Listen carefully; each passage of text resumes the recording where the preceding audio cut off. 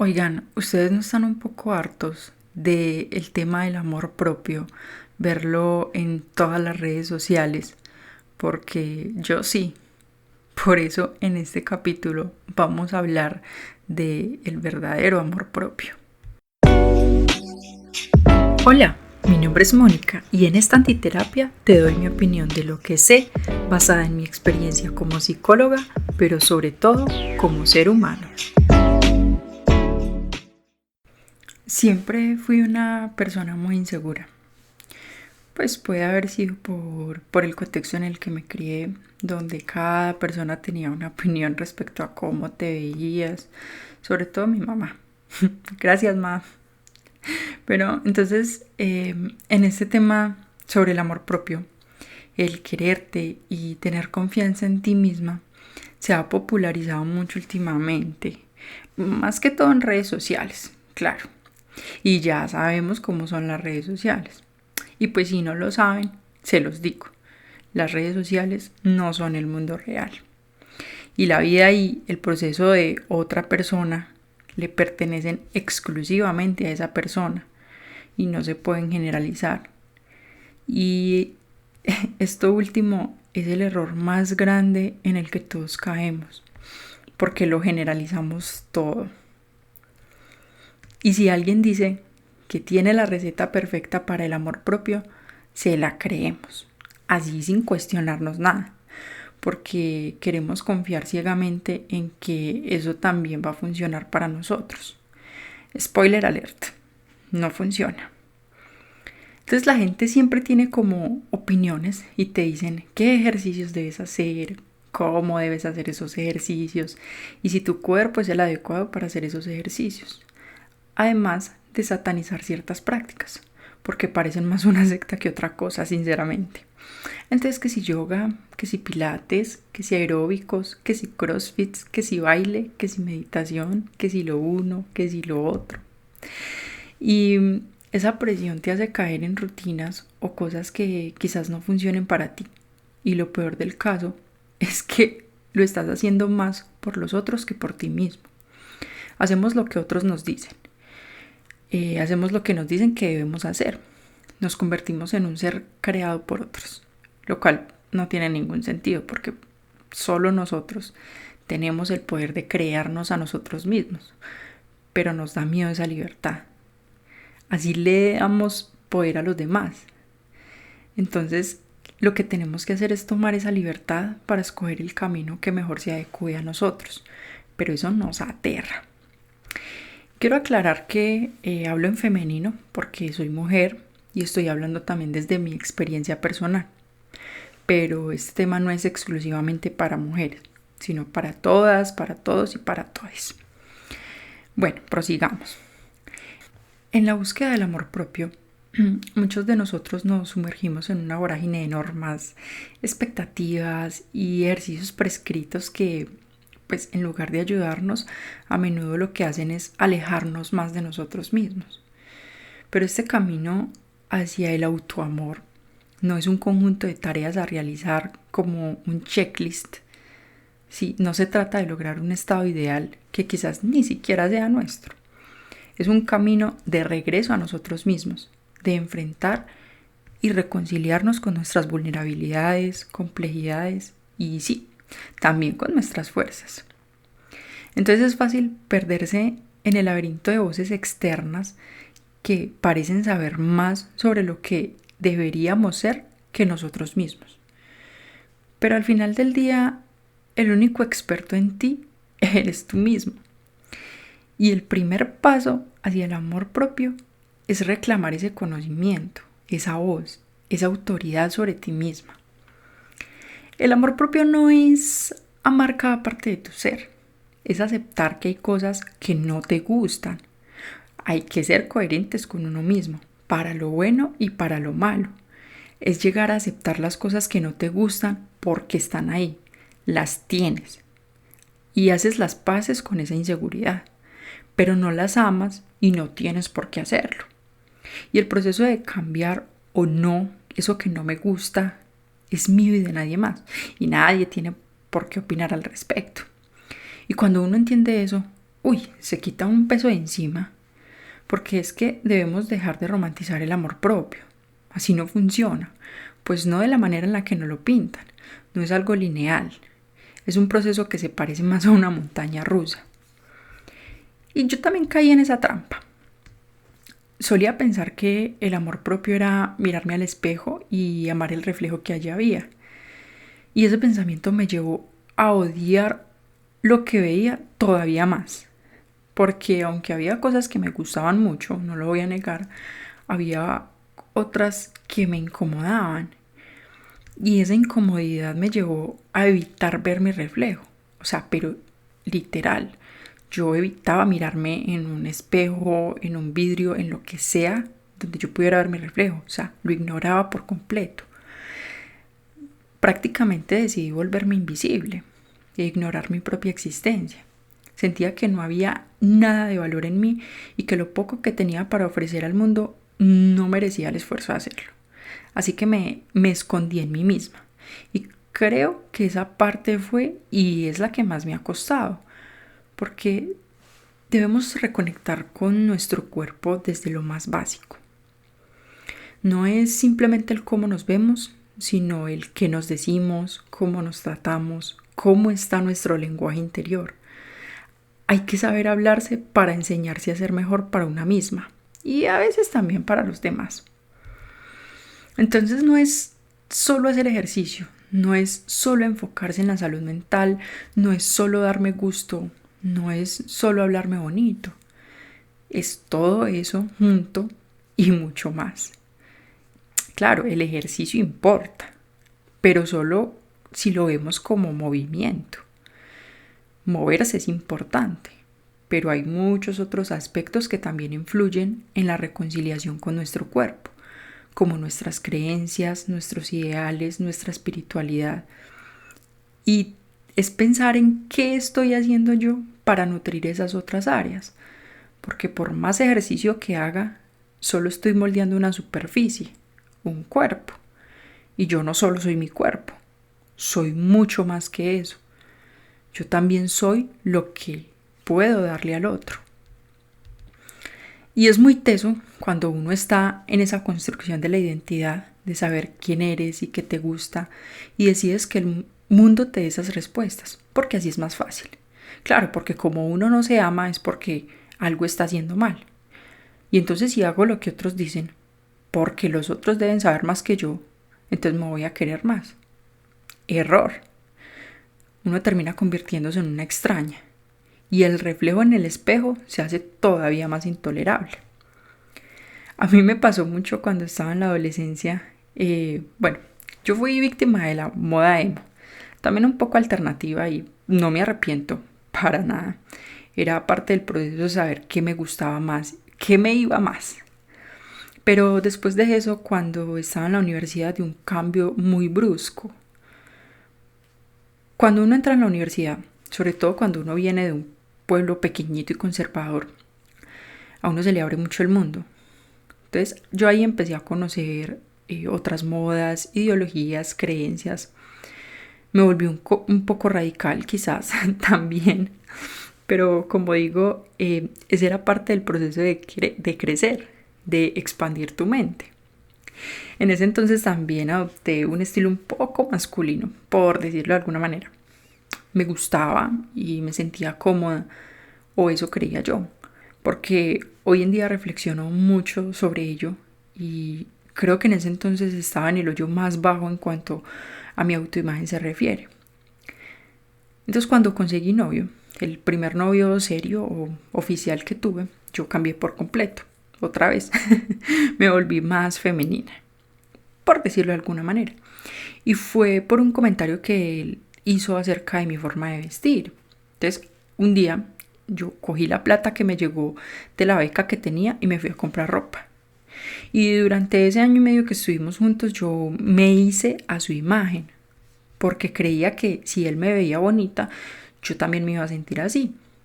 Y quizás sí lo sentí un poco, pero eso solo fue mientras estuvimos juntos, porque en el momento en el que la relación se acabó, a mí se me vino el mundo encima. Entonces ahí estaba yo, entusada, sola, sin saber quién era, perdida, confundida, porque durante toda mi vida me había dejado llevar por lo que los otros dijeran de mí y había construido una imagen en base a esas opiniones. Entonces, cuando llegó el momento de ser yo la que decidiera quién y cómo quería ser, no supe qué hacer. Acá podría continuar la historia diciendo que todo terminó bien, que me aventuré en el camino de por fin tomar la libertad de escoger lo que me gustaba, sentirme cómoda en mi piel y todas esas cosas, pero no. Simplemente me volví a esconder muy dentro de mí. Lo curioso es que pues conseguí otra pareja, que es la pareja que actualmente tengo. Llevamos ya casi 6 años juntos. Y ustedes pensarán que volví a cometer el mismo error de dejarme hacer por otra persona, pero no. Y aclaro, o sea, claro, ojo con eso, que no estoy diciendo que la ayuda del otro no esté bien o no sea bien recibida. Porque en todo este camino también debemos dejar atrás la idea de que nos venden de, ay, ¿cómo esperas que alguien más te ame cuando tú misma no lo haces? O sea, yo odio esa frase. La detesto y no saben la cantidad de veces que me la dicen mis pacientes en terapia. Yo simplemente les digo que a veces el amor del otro es el que nos permite empezar a amarnos a nosotros mismos, vernos con los ojos del otro para tener una perspectiva que no sea la nuestra. Y eso está bien, porque solo por ser quien eres, ya eres alguien digno de amor. Así apenas estés iniciando en el proceso de quererte a ti misma. Entonces, aunque mi pareja sí me ayudó mucho en ese proceso de reconciliarme conmigo, el verdadero trabajo llegó cuando caí en depresión. Irónico, ¿no les parece? Para no hacerles el cuento largo, porque pues yo creo que eso daría para otro episodio, la verdad. El año pasado yo empecé terapia por un cuadro depresivo bastante grave y fue en medio de esa terapia que me di cuenta de que toda la vida había estado huyendo de mí misma y gran parte del proceso terapéutico consistió en poder verme y reconocer el valor que tenía solo por el simple hecho de estar viva y ser quien era. Vean, no les voy a mentir, fue un proceso duro, duro, lo sufrí, pero también fue muy hermoso, muy bonito, porque aprendí muchas cosas de mí misma y me di cuenta que me gustaban esas cosas y que tenerlas que no me gustaban no era tan terrible como yo pensaba. Aprendí que me gustaba maquillarme, aunque no me sé maquillar. Aprendí que mi estilo en cuanto a la ropa es muy versátil, así como lo soy yo misma. Y eso es otra cosa. Me di cuenta que no soy solo un color, sino que soy todo el arco iris. Que hay un montón de cosas que hacen parte de mí. Aprendí que no tengo por qué pensar como otros, que puedo tener mis propias creencias, ideologías y que puedo cambiar esas creencias e ideologías cada día, porque es que cada día aprendo cosas nuevas y no tiene nada de malo, porque es que lo único constante en el universo es el cambio. Todo siempre se transforma. ¿Y por qué iba a ser yo la excepción? Entonces, por primera vez en 27 años, empecé a escucharme y a conocerme. No les voy a decir que yo hoy en día alabo cada parte de mi ser, pues claro que no. Mis inseguridades siempre van a estar presentes, solo que ahora decido no hacerles tanto caso. Por ejemplo, el tema de mi peso es algo que me cuesta. Yo soy una persona más o menos alta, por lo que en mi adolescencia fui muy delgada, muy flaca. Yo creo que después de los 18 años, más o menos, eso cambió. Y al parecer, a las personas a mi alrededor no les gustó ese cambio, porque por casi 10 años escuché como todo el mundo a mi alrededor me decía que estaba gorda. Uy, esa palabra, gorda, que ni siquiera es un insulto, pero uno la siente como un cuchillo que te clavan y te destripan por todo. Entonces, amigos, familia, siempre había y siempre habrá alguien con una opinión acerca de mi peso. Y por lo mismo yo me convencí de que tenían razón, de que estaba gorda, que era fea y que además era mi culpa. porque no me cuidaba. Y apenas este año pude enfrentarme a ello y comprender que sí, mido 1,72, peso 75 kilos y no estoy gorda. Simplemente ya no tengo 15 años. Y esa aceptación de que mi cuerpo está bien, de que no tiene nada de malo, me quitó una carga encima. O sea, no saben la tranquilidad que llegó a mi vida cuando pude comprender y aceptar que es que los cuerpos cambian, que no son estáticos. Y el querer celebrarlo mostrando mi cuerpo como yo quiero, usando la ropa que me gusta y no simplemente escondiéndome. Así es que lo quiero celebrar, ¿saben? Entonces, como les digo, no fue fácil. El año pasado que estuve en terapia, de hecho, un día le dije a mi psicóloga que quería comprarme un bikini porque quería empezar a amarme, como si el amor dependiera de lo que uno se pone. Y miren que no fue sino hasta este año que tuve como esa aceptación, que tuve esa epifanía, mejor dicho, que pude ponerme un bikini y sentirme bien. Ni siquiera bien, me sentí magnífica. Pero lo mejor fue saber que en realidad el bikini no tenía nada que ver. Lo que cambió fue algo dentro de mí y ya no había vuelta atrás. Como les he venido diciendo, el cambio no es lineal y en ocasiones me sorprendo preguntándole a mi mamá o a mi pareja que si estoy gorda, porque fue algo que estuvo interiorizado durante tanto tiempo que sé que ese pensamiento no va a desaparecer de la noche a la mañana. No voy a decir que soy imparable, porque pues como he mencionado ya muchas veces, amarse uno mismo no es amarlo todo, sino aceptar lo que uno es, con lo bueno y con lo malo, abrazarlo y permitirse también que a uno no le gusten ciertas cosas. Por eso en terapia cuando trabajo con mis pacientes el tema del amor propio me dicen, ay, es que no me gusta mi cuerpo, quiero tener la determinación de ir al gimnasio. Y ahí me toca pararlos y decirles, no, o sea, ven acá, pregúntate a quién estás tratando de complacer aquí. ¿Estás considerando ir al gimnasio porque te ayudará en tu bienestar? ¿O porque crees que tienes que ajustarte a un cierto molde que la sociedad te ha dicho que debes encajar? Y si la respuesta es la segunda opción, ahí está el problema. Porque la decisión de ir al gimnasio o de empezar a tener un estilo de vida un poco más activo no debe estar alimentada como por encajar o por complacer al otro. O sea, ese deseo de ir al gimnasio no está alimentado por un deseo genuino de cuidarte, sino más bien por una presión externa, por el que irán, por el que opinará el otro. Y eso nunca es sostenible en el tiempo. Por eso es que uno empieza a ir y luego no vuelve, porque no ve los resultados ahí mismo. En una semana yo no me veo como me quiero ver. Y eso frustra. Ir al gimnasio no te va a dar el resultado que buscas. Primero, hay que aprender a aceptar tu cuerpo. Sí, entonces aprende a aceptarlo. Luego muévete. Haz actividad física, cualquiera. Pero hazla porque amas tu cuerpo y quieres cuidarlo.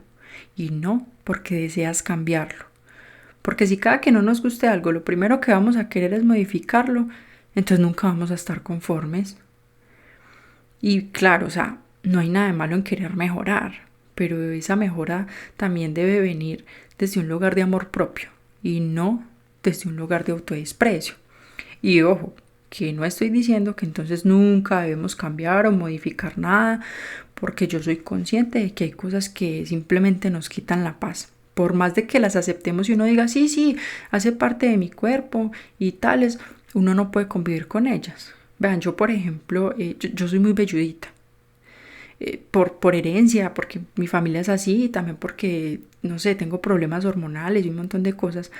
Y a mí tener esos pelitos me quitaba la paz. En ese proceso de amarme y quererme y todo eso, sí, yo acepté que así es mi cuerpo y no hay nada, cierto. O sea, así es, mi cuerpo es peludito. Dejé de taparme porque antes hacía mucho eso, que me tapaba para ocultar eso que tanto me molestaba. Y sin embargo, cuando tuve la oportunidad de pagarme un tratamiento para removerlos, lo hice. Y yo creo que ni 10 años de terapia me hubieran dado la felicidad y la autoestima que me dio poder quitarme esos pelitos. Entonces no es que uno no pueda cambiar o modificar ciertas cosas, sino que se trata primero de aceptar todo lo que uno es, para que esos cambios que uno busca no sean empujados por la inseguridad y el inconformismo, sino como por enaltecer lo que uno ya es. Y uno se queda en ese proceso toda la vida. O sea, si le soy sincera, yo creo que uno nunca termina de conocerse, porque como dije, estamos en constante cambio. Hoy pienso una cosa, mañana otra, y está bien. También debemos aprender a aceptar que a veces somos incongruentes, que nuestra mentalidad cambia. Y qué rico que cambie, porque esos cambios me dicen que estoy viviendo, que estoy experimentando cosas nuevas todo el tiempo y las recibo con gusto. Antes por mis inseguridades me fijaba como en unos ideales en específico y yo no me permitía aprender cosas nuevas, porque dar mi opinión a mí me ha costado mucho. Entonces creía que si me quedaba con lo que ya sabía o creía saber, no iba a hacer el ridículo hablando de lo que no sabía. Hoy en día todavía me cuesta. Y si les puedo confesar algo, también por eso decidí crear este podcast, porque me cansé de que mis ideas sean solo mías. Y decidí empezar a compartirlas, aunque me pueda equivocar, porque ahora estoy abierta a que alguien venga y me dé su punto de vista y asimismo expanda el mío. Yo aquí no les voy a dar verdades absolutas. Yo les doy mi opinión basada en el conocimiento y la experiencia que tengo en este momento. Pero mañana puede pasar algo que haga que esa opinión cambie. Y está bien. Y ya no me da miedo. Hoy soy mucho más abierta a lo que la vida me pueda enseñar. Leo libros sobre muchos temas porque comprendí que cultivar mi espiritualidad y cuestionarme las cosas también es cuidar de mí. El amor propio va mucho más allá del cuerpo. Es respetar quién eres, tus sueños, tus límites, tus prioridades y hacer conciencia de todo lo que alimentamos todos los días en nuestra mente. Entonces, ¿qué significa realmente amarte a ti misma? No es una meta final donde de repente te despiertas un día y te sientas invencible. Es un viaje en el que aprendes a respetarte, a comprender tus límites, a decir no cuando es necesario y sí cuando realmente lo sientas. Es dejar de buscar la validación en otros y empezar a buscarla dentro de ti misma. Y lo más importante es sobre aceptarte tal como eres ahora, no como piensas que debería ser. En mi experiencia personal, cada vez que dejé de buscar respuestas en el mundo exterior y me volví hacia mi interior, encontré una paz que nunca antes había sentido.